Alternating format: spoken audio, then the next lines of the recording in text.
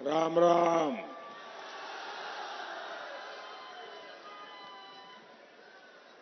आज आपका ये उत्साह, ये जन सैलाब, ये आशीर्वाद बस्ती, सिद्धार्थनगर और डुमरियागंज इस क्षेत्र ने हमेशा मुझ पे भरोसा किया है, भाजपा पर भरोसा किया है, हमारे काम पर भरोसा किया है, हमारी बात पे भरोसा किया है, हमारे वादों पर भरोसा किया है, हमारे इरादों पर भरोसा किया है। और इसलिए मैं आपके इस भरोसे पर खरा उतरने में न पहले कोई कमी छोड़ी है, न आगे कोई कमी छोड़ूंगा।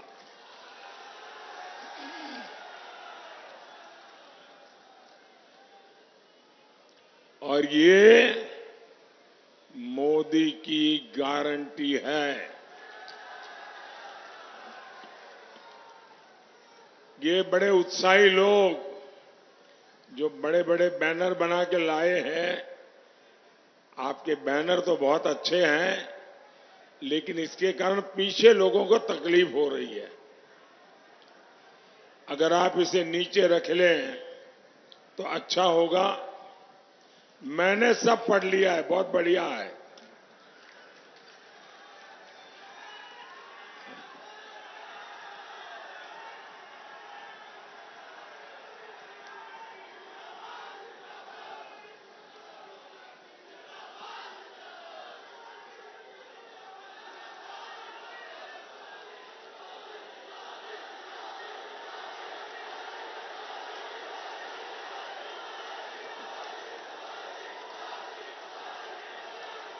ये एक और दूसरे खड़े हो गए, आप भी नीचे रख दो। आप तो मुझे ही लेकर के आ गए हो। इसको नीचे रखिए मैडम, पीछे लोग परेशान हो रहे हैं जी। मैं पहले भी इसी मैदान में आपके बीच आ चुका हूं, लेकिन आज जो सभा में देख रहा हूं, इसके पहले मुझे ऐसा दृश्य देखने का सौभाग्य नहीं मिला था।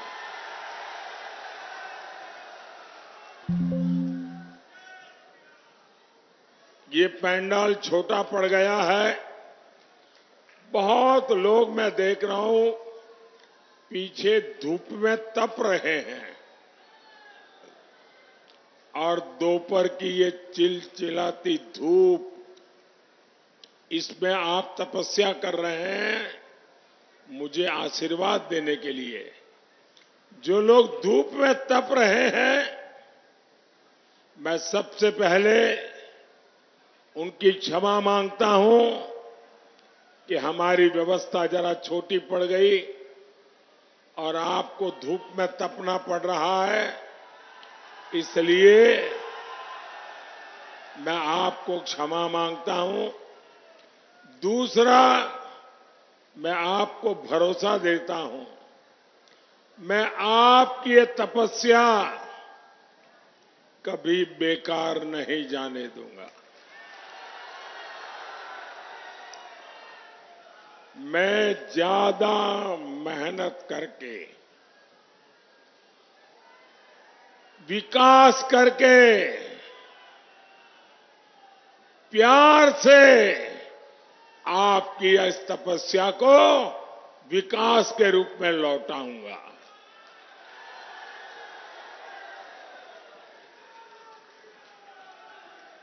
साथियों, देश में 5 चरण के चुनाव हो चुके हैं। इन 5 चरणों ने ही देश में तीसरी बार मोदी सरकार पक्की कर दी है।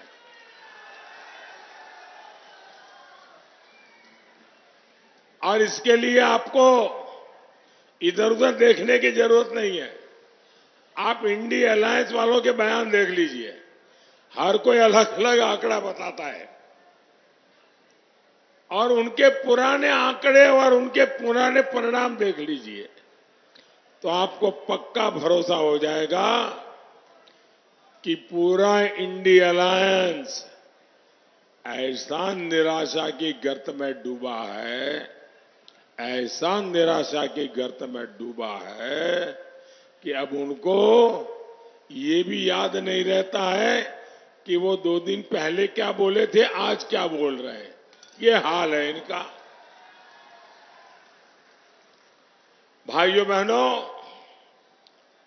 आप तो समझदार लोग हैं और कभी भी अपना समय, अपनी शक्ति आप लोग व्यर्थ नहीं जाने देते, कभी भी बेकार नहीं जाने देते। और कोई भी समझदार अपनी कोई भी अमानत बर्बाद नहीं होने देना चाहते। अब आप सोचिए, सपा को मिलने वाला एक भी वोट, कांग्रेस को पड़ने वाला एक भी वोट किसी काम का है क्या? कोई काम का है क्या? निरर्थक है कि नहीं है? निरर्थक है कि नहीं है? आपका वोट बेकार हो जाए, बर्बाद हो जाए, ये यहां का कोई मतदाता चाहेगा क्या? नहीं चाहेगा ना। और इसलिए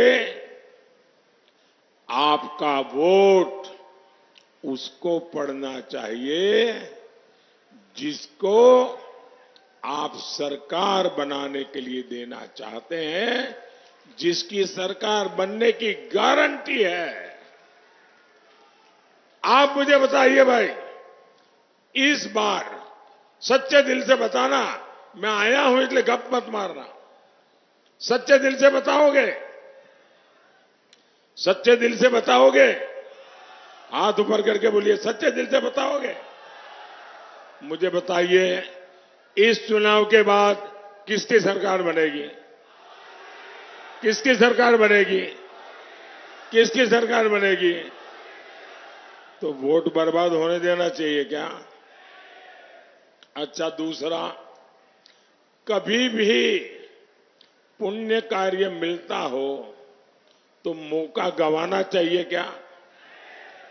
भाई, अब तो पुण्य कार्य मिलने ही वाला है, मेरा क्या जाता है, मैं तो नहीं जाऊंगा तो भी चल जाएगा, मोदी की सरकार बनना तो पक्का है, तो आपको पुण्य मिलेगा क्या? अगर आप वोट नहीं डालेंगे तो आपको पुण्य मिलेगा क्या?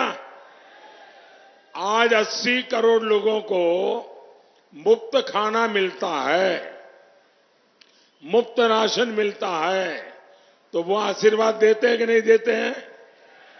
आपको पुण्य मिलता है कि नहीं मिलता है? लेकिन अगर आपने वोट नहीं दिया होगा तो वो पुण्य आपके खाते में जमा होगा क्या? तो मैं इतने अच्छे काम करने वाला हूं, हर काम से पुण्य मिलने वाला है, वोट देने वाले को वो पुण्य जरूर पहुंचने वाला है।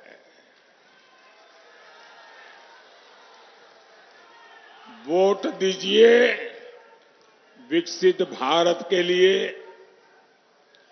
वोट दीजिए आत्मनिर्भर भारत बनाने के लिए।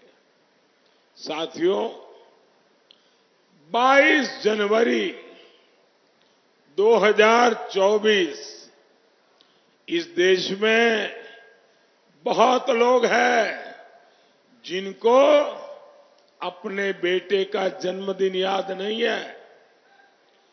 अपनी पत्नी से बात करते हैं, शादी की तारीख भूल जाते हैं, लेकिन इस देश के बच्चे बच्चे को पता है 22 जनवरी 2024।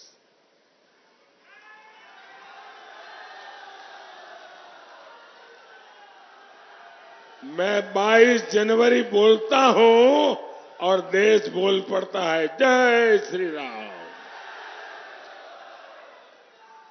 अयोध्या में उस ऐतिहासिक दिन मैंने कहा था, राम से राष्ट्र, विरासत से विकास, आध्यात्म से आधुनिकता। आज देश इसी मंत्र पर आगे बढ़ रहा है। हमारा भारत आज दुनिया की 5वीं सबसे बड़ी अर्थव्यवस्था बन चुका है। आज भारत का कद बढ़ा है, आज भारत का सम्मान बढ़ा है। भारत अब वैश्विक मंचों पर बोलता है तो पूरी दुनिया बड़े ध्यान से सुनती है। भारत फैसले लेता है तो दुनिया उसके साथ अपने कदम मिलाने की कोशिश करता है। और ये जो आतंक का सरपरस्त देश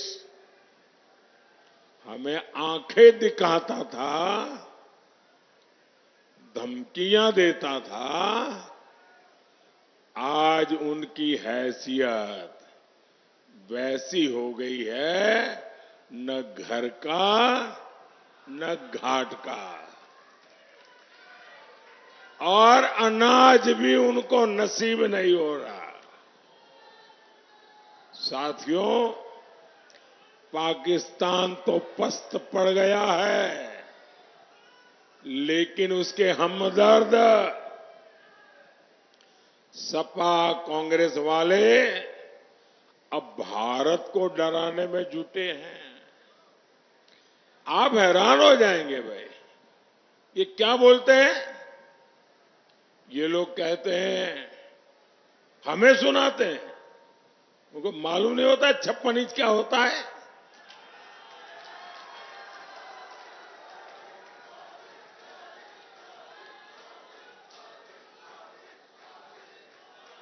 ये कहते हैं पाकिस्तान से डरो, और फिर क्या कहते हैं? पाकिस्तान से डरो, उसके पास एटम बम है, एटम बम। मुझे बताइए,